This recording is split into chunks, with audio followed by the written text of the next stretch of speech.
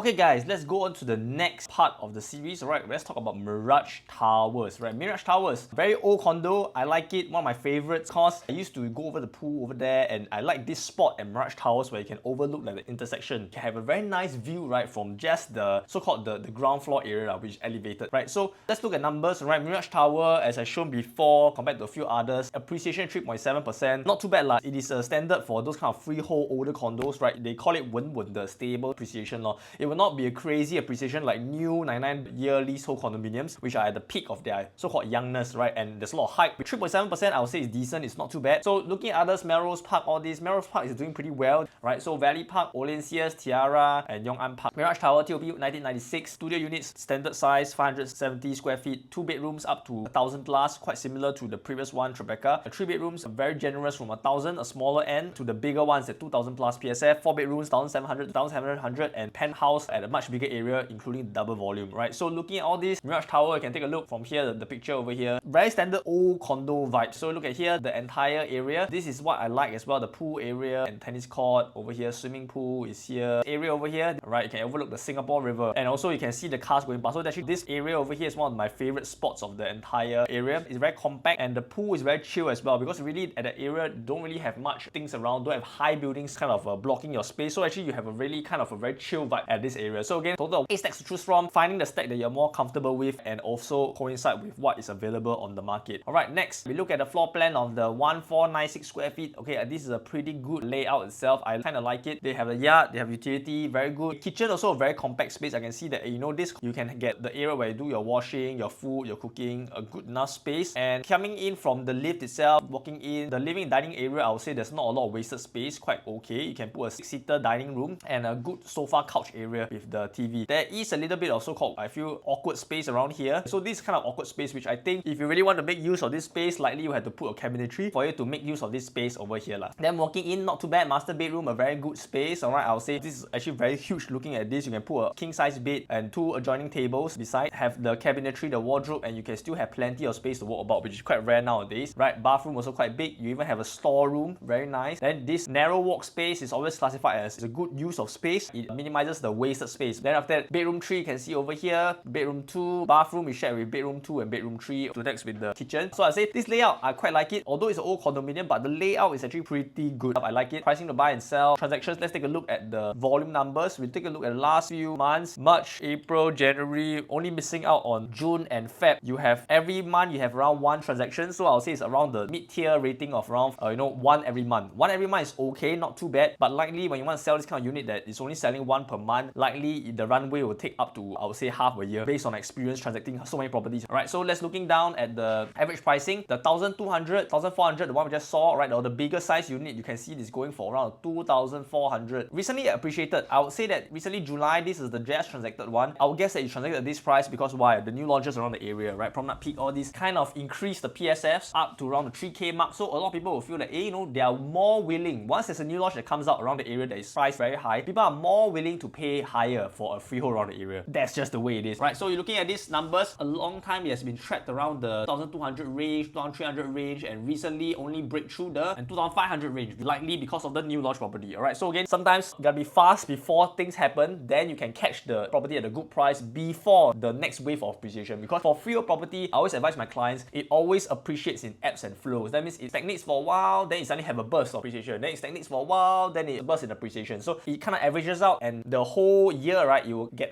like an average or not too bad appreciation, right? So let's take a look at Centennia Suites, a more modern looking property, and I can see from the outside facade that it actually looks much better. Looking at the numbers, right, we are taking a look at Centennia Suites at 2.8% per year, one of the not so good performing ones somehow, because I'm guessing that the pricing is getting a bit more expensive. I see at 2,700 plus average PSF, it is a bit more on the more pricier side, and I think that the market now is wanting to absorb properties that is a little bit more palatable, right? Because now hitting everything's around 3K, around 2.7, it's starting to get a bit more expensive for a lot of the Singaporeans. So taking a look numbers at this, that's what you get. Then Centennia Suites, TOP 2013, a little bit more younger property, and I would say not just young but more well maintained. I can see from the outside, you can see that this is the plan itself. 4 bedroom, 3 bedroom, and 2 bedroom is here. I skip past the 3 bedroom, the huge one, the 1,819 square feet. Also very nice layout. You can see that it's very similar to the previous one, but although there's a lot of wasted space on the planter, but walking in, you actually get this very uniform rectangular layout, which I like. So you see bedroom here, bath, bedroom, master bathroom. Then after that, utility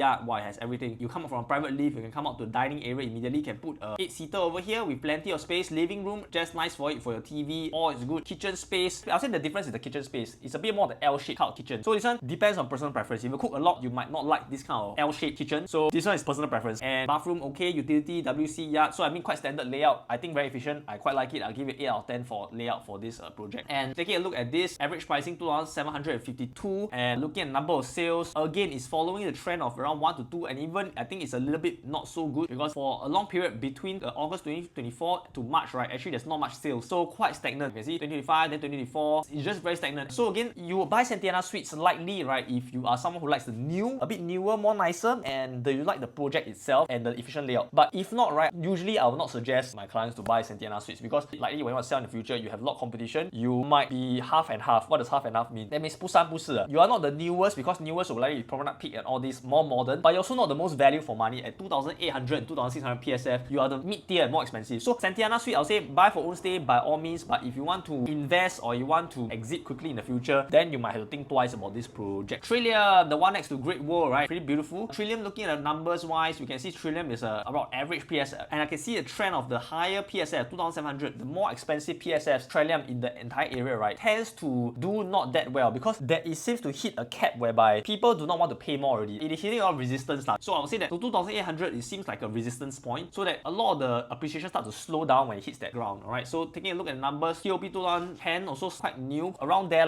with Mirage Towers and all this, not very different. Total size units 231, and you can see the numbers over here. 2 bedrooms 1,400, 3 bedrooms 1,800, 4 bedrooms 2,200. Wow, the size is just crazy big. Okay, if you want to buy Trillium, it's for the massive size. Taking a look at the floor plan, the site plan itself, you can take a look. Wow, okay, look at this. Quite interesting lah. One block, okay, then there's like things over here, one block, things over here, one block. I do like the entire layout plan. Quite interesting, very rectangular, and it has a bit of its own funker, own style. So if you like the project itself and next to Great Wall, then that's the reason why we will go for Trillium, right? But if for capital appreciation wise, to be honest, I might even swing more towards Mirage Towers, like if all is equal projects, because new projects usually have more demand as well. Okay, then let's take a look at the floor plan. Okay, balcony very cute, it's in a very quarter shape. The layout, I'll say put a 6 or 7 out of 10 because it's a bit messy because of the shape of the project itself. You can see the balcony very like a bit like Mandarin Gardens, similar. Right, living room here, dining, good space. Privately, if you come out to your balcony and you can see, wow, balcony nice. Go into living room. Then after that, you can see the bedroom, 1 bedroom, 2 bedroom, study. Okay, I'll say that this area is actually quite efficient. I like it. It's a standard format here, but it kind of curves around because of the nature of the project itself. It splits open to the kitchen as well as the living room. So really, the differentiating factor for this layout is the balcony. So what is livable space? What is usable space? Usable space means that space that you actually use. So yeah, I think not too bad. Pretty good. Alright, balcony space, okay. Then after that, we take a look at the buy-sell prices, right? 2,600 plus 98 square feet. Yeah, it's about there lah. So I mean, you can take a look at the prices. It's all around the 2,500, 2,600 range. A bit more cheaper than the Centennia Suites, but also still expensive, which leads to the point whereby I'm getting like, it's getting more expensive. So yeah,